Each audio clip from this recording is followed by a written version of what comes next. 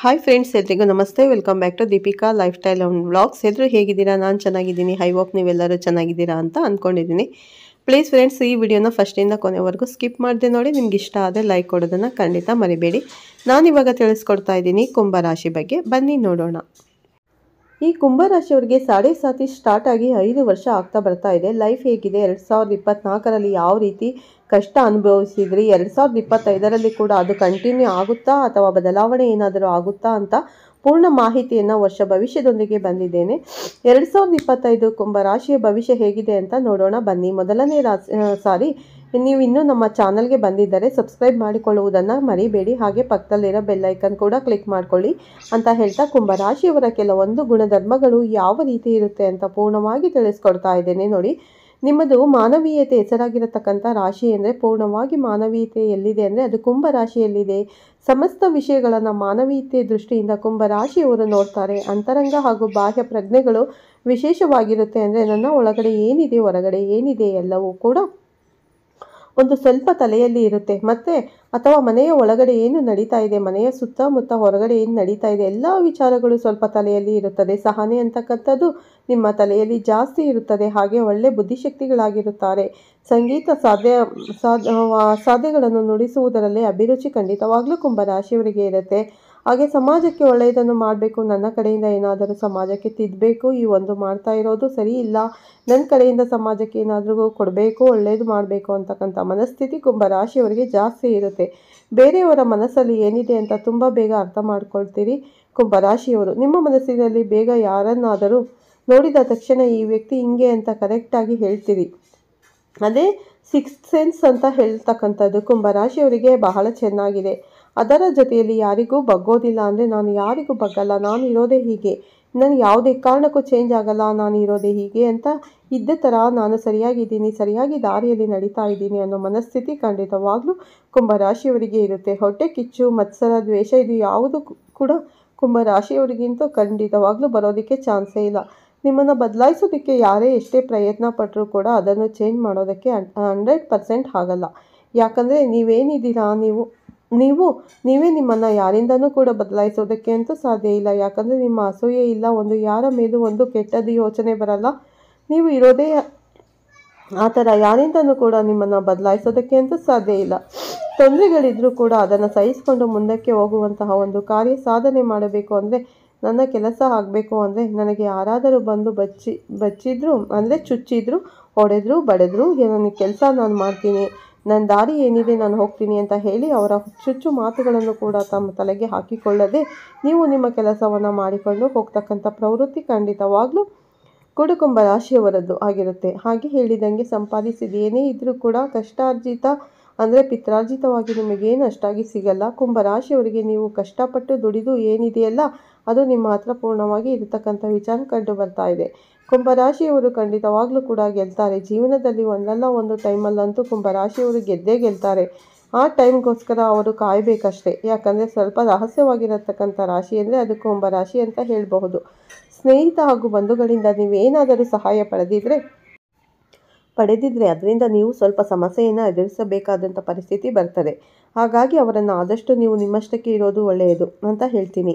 ಹಾಗಾದರೆ ನೀವು ಯಾವ ಕೆಲಸ ಮಾಡ್ತಾ ಇರ್ತೀರಾ, ನಿಮ್ಮದೊಂದು ವರ್ಕ್ ಅಂತಕ್ಕಂಥದ್ದು ಏನಿರುತ್ತಲ್ಲ ಅದು ಸ್ವಲ್ಪ ರಹಸ್ಯವಾಗಿ ಇಡೋದಕ್ಕೆ ಪ್ರಯತ್ನ ಪಡ್ತಾ ಇರ್ತೀರ. ಆದಷ್ಟು ಬೇಗ ಯಾರಿಗೂ ಹೋಗಿ ನಾನು ಈ ಕೆಲಸ ಮಾಡ್ತೀನಿ ಅಂತ ನೀವೇ ಹೇಳ್ಕೊಳ್ಳಲ್ಲ. ನಿಮ್ಮ ಕೆಲಸ ಏನು ಮಾಡ್ತಾ ಇರ್ತೀರ, ನೀವೇನು ಮಾಡ್ತಾ ಇರ್ತಕ್ಕಂಥದ್ದು ಸ್ವಲ್ಪ ರಹಸ್ಯವಾಗಿರತಕ್ಕಂಥ ಒಂದು ಪ್ರವೃತ್ತಿ ಇರುತ್ತೆ. ನಿಮ್ಮ ಮನಸ್ಸಿನಲ್ಲಿ ಎಲ್ಲವನ್ನು ಕೂಡ ನೀವು ಬಚ್ಚಿಟ್ಟುಕೊಂಡಿರ್ತೀರಿ. ಎಷ್ಟೇ ನೋವಾಗಿರಬಹುದು, ನಲಿವಾಗಿರಬಹುದು, ಎಲ್ಲವನ್ನೂ ಕೂಡ ಮನಸ್ಸಿನಲ್ಲಿ ಇಟ್ಕೊಂಡು ಅದನ್ನು ನಾಳೆ ದಿವಸ ಯಾವಾಗ ಬೇಕೋ ಆವಾಗ ಅದನ್ನು ಹೇಳಿಕೊಂಡು ನನ್ನ ಕಾರ್ಯ ಸಾಧನೆ ಆಗೋದಕ್ಕೆ ಏನು ಬೇಕೋ ಅದನ್ನು ಮಾಡಿಕೊಳ್ಳತಕ್ಕಂತಹ ಪ್ರವೃತ್ತಿ ಖಂಡಿತವಾಗ್ಲೂ ಕುಂಭರಾಶಿಯವರಿಗೆ ಇದೆ. ಹಾಗಾದರೆ ಸಾಡೆ ಸಾತಿ ಪ್ರಾರಂಭವಾಗಿದ್ದು 5 ವರ್ಷ ಆಗಿದೆ. 2025ರ ಭವಿಷ್ಯ ಯಾವ ರೀತಿ ಇದೆ ಅಂತ ನೋಡೋಣ ಬನ್ನಿ. ಆರ್ಥಿಕ ಸ್ಥಿತಿ ಕುಂಭರಾಶಿಯವರದ್ದು ಚೆನ್ನಾಗಾಗುತ್ತೆ. 2025ರಲ್ಲಿ ಕಷ್ಟ ಏನಿತ್ತು 24ರಲ್ಲಿ ಅದೆಲ್ಲ ಸರಿ ಹೋಗಿ ಆರ್ಥಿಕ ಸ್ಥಿತಿ ಚೆನ್ನಾಗಾಗುತ್ತೆ. ವೈವಾಹಿಕ ಜೀವನದಲ್ಲಿ ಅಭಿವೃದ್ಧಿಯನ್ನು ಹೊಂದುತ್ತೀರಿ. ಅಂದರೆ ಇಷ್ಟು ದಿನ ಏನು ಸ್ವಲ್ಪ ಮನಸ್ತಾಪ, ಜಗಳ, ಕಿರಿಕಿರಿ ಏನಿತ್ತಲ್ಲ ಅದು ಸ್ವಲ್ಪ ಈಗ ನಿಮ್ಮ ಪಾರ್ಟ್ನರ್ ನಿಮ್ಮನ್ನು ಅರ್ಥ ಮಾಡಿಕೊಂಡು ಚೆನ್ನಾಗಿ ಹೋಗ್ತಕ್ಕಂಥ ಚಾನ್ಸಸ್ ಇದೆ. ನೀವು ನಿಮ್ಮ ಕುಟುಂಬದಲ್ಲಿ ಹೊಸ ಸದಸ್ಯರನ್ನು ನಿರೀಕ್ಷೆ ಮಾಡ್ತಕ್ಕಂಥ ಚಾನ್ಸಸ್ ಇದೆ. ಅಂದರೆ ನಿಮ್ಮ ಮನೆಯಲ್ಲಿ ಅಥವಾ ಕುಟುಂಬದಲ್ಲಿ ಯಾರೋ ಒಬ್ಬರು ಆ್ಯಡ್ ಆನ್ ಆಗುವಂತಹ ಚಾನ್ಸಸ್ ಇದೆ. 2025ರಲ್ಲಿ ತುಂಬ ಚೆನ್ನಾಗಿ ಕಾಣಿಸ್ತಾ ಇದೆ. ಗುರು 5ನೇ ಮನೆಯಲ್ಲಿ ಸಾಗ್ತಾ ಇದ್ದಂಗೆ ಸಿನಿಮಾ ಫೀಲ್ಡ್ ಅಥವಾ ಪ್ರೀತಿ ಪ್ರೇಮ ಪ್ರಸಂಗದಲ್ಲಿ ಇರುವಂಥವ್ರು ಆಗಿರಬಹುದು. ನಿಮಗೆಲ್ಲ ಕೂಡ ಒಳ್ಳೆ ಬೆಳವಣಿಗೆ ಅಂತ ಹೇಳಬಹುದು. 5ನೇ ಮನೆ ಗುರು ಬರ್ತಾ ಇದ್ದಾಗ ಸಿನಿಮಾ ಫೀಲ್ಡಲ್ಲಿ ಯಾರ್ಯಾರು ಇರ್ತೀರಾ ಖಂಡಿತವಾಗ್ಲೂ ಸಕ್ಸಸ್ ಆಗುತ್ತೆ. ಆರೋಗ್ಯಕರ ಜೀವನ ಶೈಲಿಯನ್ನು ನೀವು ಪ್ರಾರಂಭ ಮಾಡಬೇಕಾಗುತ್ತೆ. ಇಷ್ಟು ದಿನ ಏನೇನು ಸಿಕ್ಕಿದ್ದು ಪಕ್ಕಿದೆಲ್ಲ ತಿಂತಾ ಇರ್ತೀರಲ್ಲ ಅದೆಲ್ಲ ಪೂರ್ಣವಾಗಿ ಬಿಚ್ಚಿಟ್ಟು ಇನ್ಮೇಲೆ ಬಿಟ್ಬಿಟ್ಟು ಇನ್ಮೇಲೆ ಅದು ಚೆನ್ನಾಗಿರುವಂಥ ಒಂದು ಆರೋಗ್ಯಕರ ಕರೆಕ್ಟ್ ಟೈಮ್ಗೆ ಎದ್ದೇಳುವಂಥದ್ದು ಇದನ್ನು ನೀವು ಪಾಲನೆ ಮಾಡಿಕೊಂಡು ಬರಬೇಕಾಗುತ್ತೆ.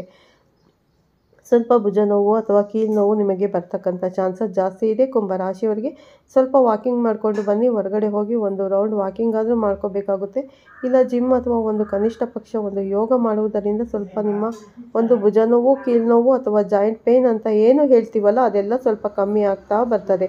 ವ್ಯಾಪಾರ ವಿಸ್ತರಣೆ ಮಾಡಲು ಅವಕಾಶ ಇದೆ. ಏನಾದರೂ ವ್ಯಾಪಾರ ಮಾಡಿಕೊಂಡಿದ್ದು ಇಷ್ಟು ವರ್ಷದಿಂದ ಅದನ್ನು ಒಂದು ಸ್ವಲ್ಪ ದೊಡ್ಡ ಮಟ್ಟಕ್ಕೆ ಮಾಡಬೇಕು ಅಂತ ಏನಾದರೂ ಯೋಚನೆ ಸ್ವಲ್ಪ ತಲೆಯಲ್ಲಿ ಇಟ್ಕೊಂಡು ಅದು ಈ ವರ್ಷ ಸ್ವಲ್ಪ ಸಹಕಾರ ಆಗುತ್ತೆ. ದೊಡ್ಡ ದೊಡ್ಡ ಬದಲಾವಣೆಗಳು ನಿಮ್ಮ ಜೀವನದಲ್ಲಿ ಕಂಡುಬರುತ್ತೆ.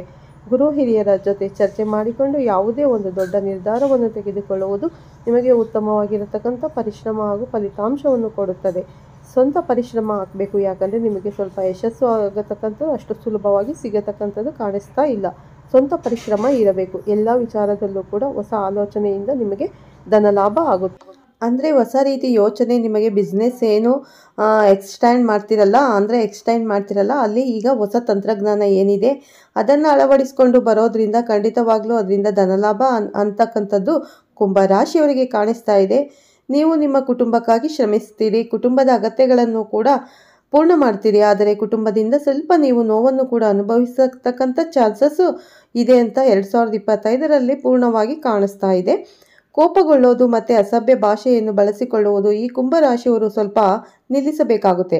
ಖಂಡಿತವಾಗ್ಲೂ ಒಳ್ಳೆಯ ರೀತಿ ಮಾತುಗಳನ್ನು ಆಡಿ ಹಾಗೆ ಕೋಪವನ್ನು ಸ್ವಲ್ಪ ಕಮ್ಮಿ ಮಾಡ್ಕೊಳ್ಳೋದ್ರಿಂದ ಒಳ್ಳೆಯ ರೀತಿಯಾಗಿರತಕ್ಕಂಥ ಬೆಳವಣಿಗೆ ನಿಮ್ಮಲ್ಲಿ ಆಗುತ್ತೆ ಅಂತ ಹೇಳ್ಬೋದು. ಮತ್ತು ಪಾರ್ಟ್ನರ್ಶಿಪ್ನಲ್ಲಿ ಭಿನ್ನಾಭಿಪ್ರಾಯಗಳು ನೀವೇನಾದರೂ ಕುಂಭರಾಶಿಯವರು ಪಾರ್ಟ್ನರ್ಶಿಪ್ ಬಿಸ್ನೆಸ್ ಮಾಡ್ತಾ ಇದ್ದರೆ ಸ್ವಲ್ಪ ಒಂದು ಭಿನ್ನಾಭಿಪ್ರಾಯಗಳು ಬರ್ತಕ್ಕಂಥ ಚಾನ್ಸಸ್ ಇದೆ, ಜಾಸ್ತಿ ಇದೆ. ಶಿಸ್ತಿನಿಂದ ಕೆಲಸ ಮಾಡ್ತಾ ಇರಿ. ಉಳಿತಾಯಕ್ಕೆ ಒಂದು ಒತ್ತು ಕೊಡಬೇಕಾಗುತ್ತೆ. ಹಾಗೆ ವಿದ್ಯಾರ್ಥಿಗಳಿಗೆ ಇದು ಉತ್ತಮ ವರ್ಷ ಆಗಿರುತ್ತೆ. ಮದುವೆ ಯೋಗ ಕೂಡ ಕುಂಭರಾಶಿಯವರಿಗೆ 2025ರಲ್ಲಿ ಪರಿಪೂರ್ಣವಾಗಿ ಕಾಣಿಸ್ತಾ ಇದೆ. ಹಾಗಾದರೆ ಪರಿಹಾರಗಳು ಕುಂಭರಾಶಿಯವರು ಏನು ಮಾಡ್ಕೋಬೇಕು?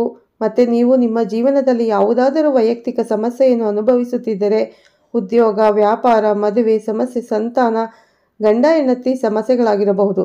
ಯಾವುದೇ ಸಮಸ್ಯೆ ಇದ್ದರೂ ನಿಮ್ಮ ಜಾತಕವನ್ನು ತಗೊಂಡು ಒಮ್ಮೆ ಒಳ್ಳೆ ಜ್ಯೋತಿಷಿ ಹತ್ರ ಹೋಗಿ ತೋರಿಸ್ಕೊಳ್ಳಿ.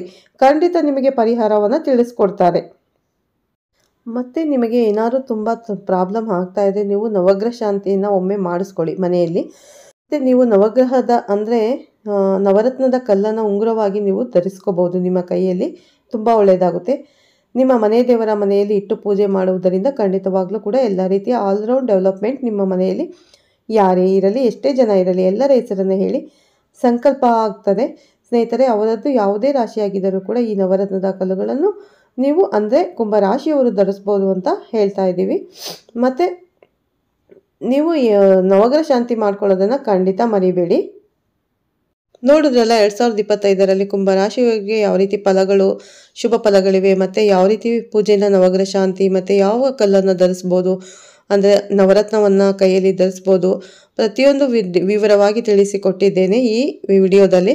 ನಿಮ್ಗೆ ಇಷ್ಟ ಆದರೆ ಲೈಕ್ ಕೊಡೋದನ್ನು ಖಂಡಿತ ಮರಿಬೇಡಿ. ಓಂ ನಮಃ ಶಿವಾಯ ಅಂತ ಕಮೆಂಟ್ ಮಾಡಿ. ಹೊಸದಾಗಿ ನೋಡ್ತಾ ಇರೋರಾಗಿದ್ದರೆ ನನ್ನ ಚಾನಲ್ಗೆ ದೀಪಿಕಾ ಲೈಫ್ ಸ್ಟೈಲ್ಗೆ ಕನೆಕ್ಟ್ ಆಗಿ ಮತ್ತು ಪಕ್ಕದಲ್ಲಿರೋ ಬೆಲ್ಲೈಕನ್ ಪ್ರೆಸ್ ಮಾಡಿ. ನಾನು ಹಾಕೋ ಪ್ರತಿಯೊಂದು ವಿಡಿಯೋ ನೋಟಿಫಿಕೇಷನ್ಗೆ ಬರುತ್ತೆ, ತಕ್ಷಣ ನೋಡ್ಬೋದು. ಮತ್ತೆ ಸಿಗ್ತೀನಿ ನಿಮಗೆ ಉತ್ತಮ ಮಾಹಿತಿಯೊಂದಿಗೆ. ನನಗೆ ಸ್ವಲ್ಪ ವಾಯ್ಸು ಚೇಂಜ್ ಆಗಿದೆ, ಕೆಮ್ಮಾಗ್ಬಿಟ್ಟಿದೆ, ಹಾಗಾಗಿ ವಾಯ್ಸು ಸ್ವಲ್ಪ ಚೇಂಜ್ ಆಗಿದೆ. ಏನು ಬೇಜಾರು ಮಾಡ್ಕೋಬೇಡಿ. ಮುಂದಿನ ವಿಡಿಯೋದಲ್ಲಿ ಕರೆಕ್ಟಾಗಿ ಹೇಳ್ತೀನಿ, ಅರ್ಥ ಆಗೋ ಥರ ಅಡ್ಜಸ್ಟ್ ಮಾಡ್ಕೊಳ್ಳಿ ಫ್ರೆಂಡ್ಸ್. ಸ್ನೇಹಿತರೆ, ಓಕೆ, ಮತ್ತೆ ಸಿಗ್ತೀನಿ ನಿಮಗೆ ಮುಂದಿನ ಉತ್ತಮ ಮಾಹಿತಿಯೊಂದಿಗೆ. ಅಲ್ಲಿವರೆಗೂ ನಿಮ್ಮೆಲ್ಲರಿಗೂ ಬಾಯ್, ಟೇಕ್ ಕೇರ್ ಅಂತ ಹೇಳಿ ಈ ವಿಡಿಯೋನ ಎಂಡ್ ಮಾಡ್ತಾ ಇದ್ದೀನಿ. ಓಕೆ, ಸಬ್ಸ್ಕ್ರೈಬ್ ಮಾಡ್ಕೊಳ್ಳೋದನ್ನ ಖಂಡಿತ ಮರಿಬೇಡಿ ಮತ್ತು ಒಂದು ಲೈಕ್ ಕೊಡೋದನ್ನು ಖಂಡಿತ ಮರಿಬೇಡಿ. Okay, bye, take care, bye all friends.